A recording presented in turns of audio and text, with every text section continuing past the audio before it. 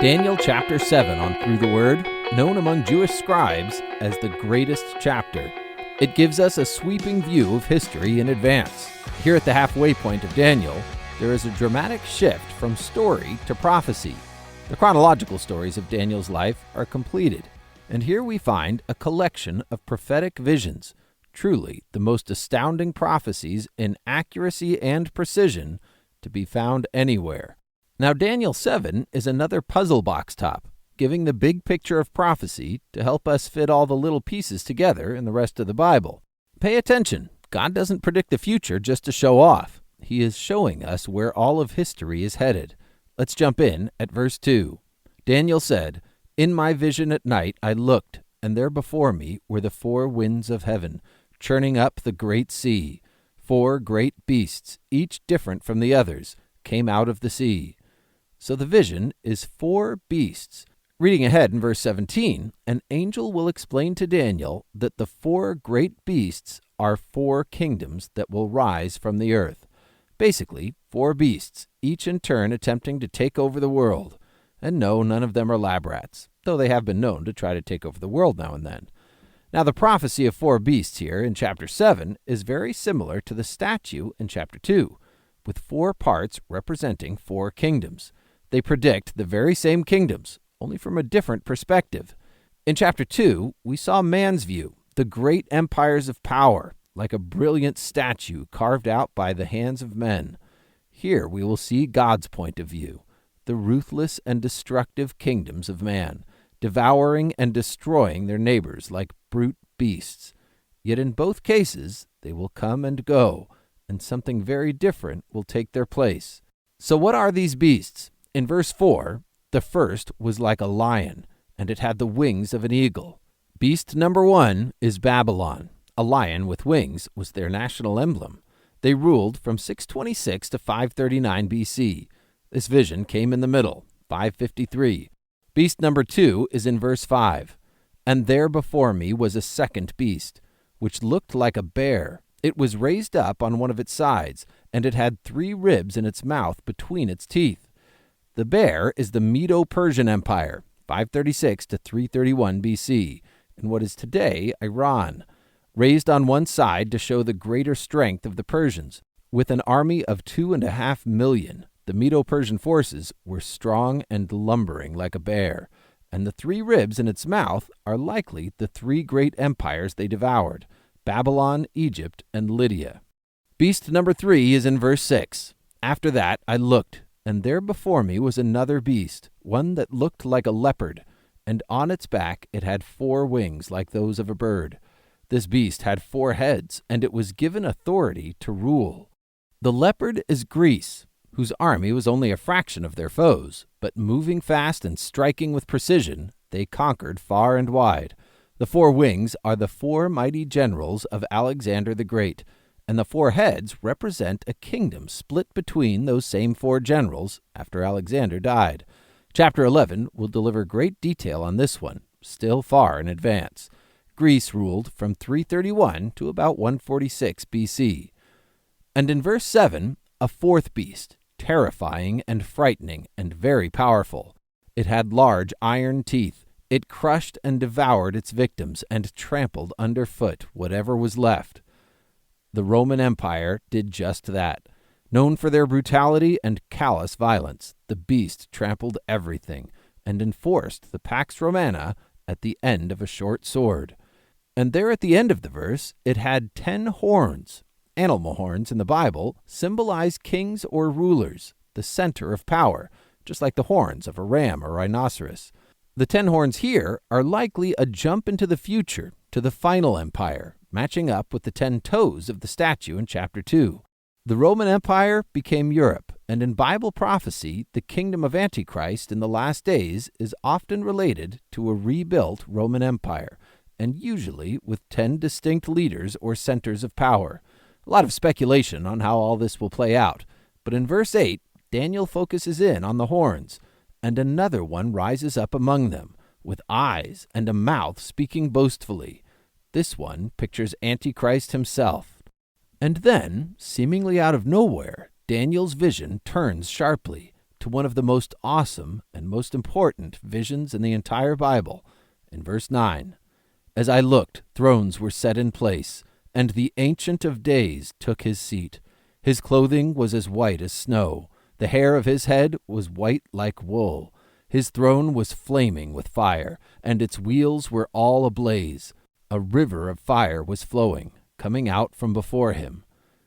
The Ancient of Days, God himself, takes his throne and sets up court. I love this name for God. Now, ancient is not the same as old. God hasn't just lived a lot of days, he has lived all of them. He is the Eternal One, no end and no beginning, who was and is to come. Now, the description of the Ancient of Days bears a lot in common with the description of Christ in Revelation 1. Yet I think this is the Father. A little resemblance stands to reason. His throne is flaming with fire. Fire is a powerful picture of holiness, and a river of fire flows from before him. I'll leave the interpretation to your study.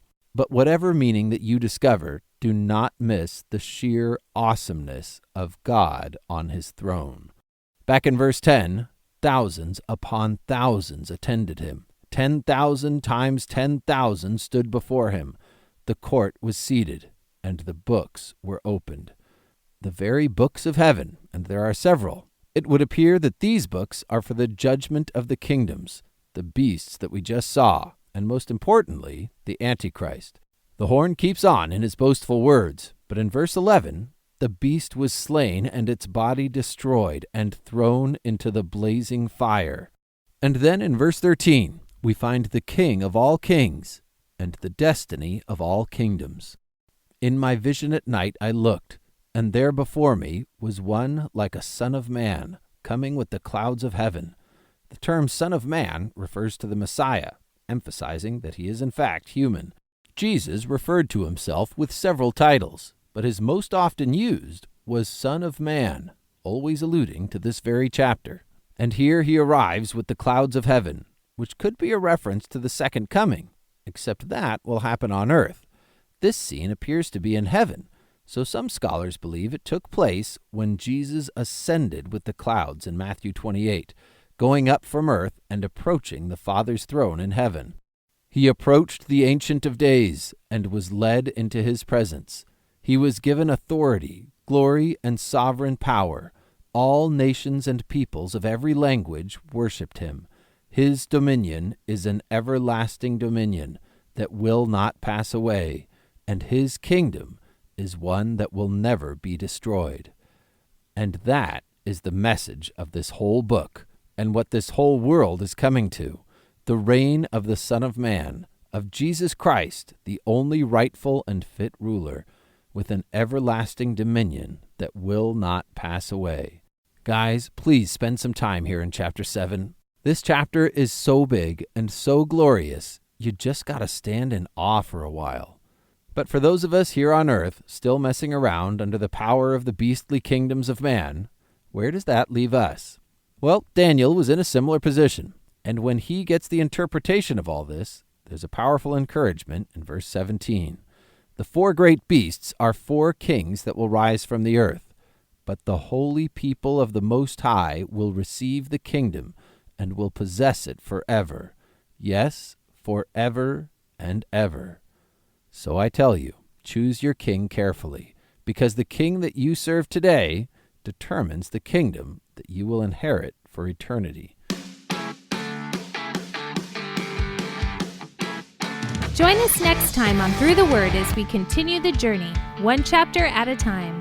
Start your own journey through the Bible with our web and mobile apps at throughtheword.org. Our apps are free, so tell a friend. We're listener supported, so thanks for giving. Chris Langham is the founder of Through the Word Ministries and pastor of Refuge Long Beach in Long Beach, California. And remember, faith comes by hearing, and hearing through the Word. Daniel chapter 7. In the first year of Belshazzar, king of Babylon, Daniel had a dream, and visions passed through his mind as he was lying in bed. He wrote down the substance of his dream. Daniel said, "In my vision at night I looked, and there before me were the 4 winds of heaven churning up the great sea. 4 great beasts, each different from the others, came up out of the sea. The first was like a lion, and it had the wings of an eagle. I watched until its wings were torn off, and it was lifted from the ground so that it stood on 2 feet like a human being. And the mind of a human was given to it. And there before me was a second beast, which looked like a bear. It was raised up on one of its sides, and it had 3 ribs in its mouth between its teeth. It was told, "Get up and eat your fill of flesh." After that, I looked, and there before me was another beast, one that looked like a leopard, and on its back it had 4 wings like those of a bird. This beast had 4 heads, and it was given authority to rule. After that, in my vision at night, I looked, and there before me was a 4th beast, terrifying and frightening and very powerful. It had large iron teeth. It crushed and devoured its victims and trampled underfoot whatever was left. It was different from all the former beasts, and it had 10 horns. While I was thinking about the horns, there before me was another horn, a little one, which came up among them, and 3 of the first horns were uprooted before it. This horn had eyes like the eyes of a human being, and a mouth that spoke boastfully. As I looked, thrones were set in place, and the Ancient of Days took his seat. His clothing was as white as snow. The hair of his head was white like wool. His throne was flaming with fire, and its wheels were all ablaze. A river of fire was flowing, coming out from before him. Thousands upon thousands attended him. 10,000 times 10,000 stood before him. The court was seated, and the books were opened. Then I continued to watch, because of the boastful words the horn was speaking. I kept looking until the beast was slain, and its body destroyed and thrown into the blazing fire. The other beasts had been stripped of their authority, but were allowed to live for a period of time. In my vision at night, I looked, and there before me was one like a son of man, coming with the clouds of heaven. He approached the Ancient of Days, and was led into his presence.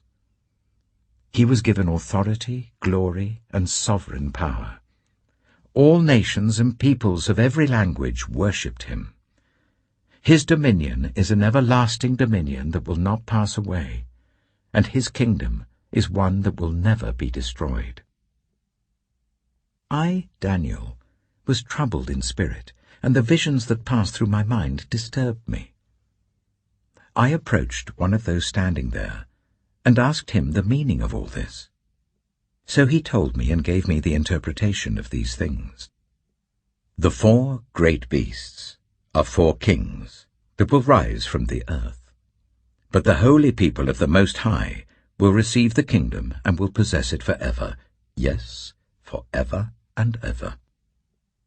Then I wanted to know the meaning of the 4th beast, which was different from all the others and most terrifying, with its iron teeth and bronze claws, the beast that crushed and devoured its victims and trampled underfoot whatever was left. I also wanted to know about the 10 horns on its head, and about the other horn that came up, before which 3 of them fell, the horn that looked more imposing than the others, and that had eyes and a mouth that spoke boastfully. As I watched, this horn was waging war against the holy people and defeating them, until the Ancient of Days came and pronounced judgment in favor of the holy people of the Most High, and the time came when they possessed the kingdom.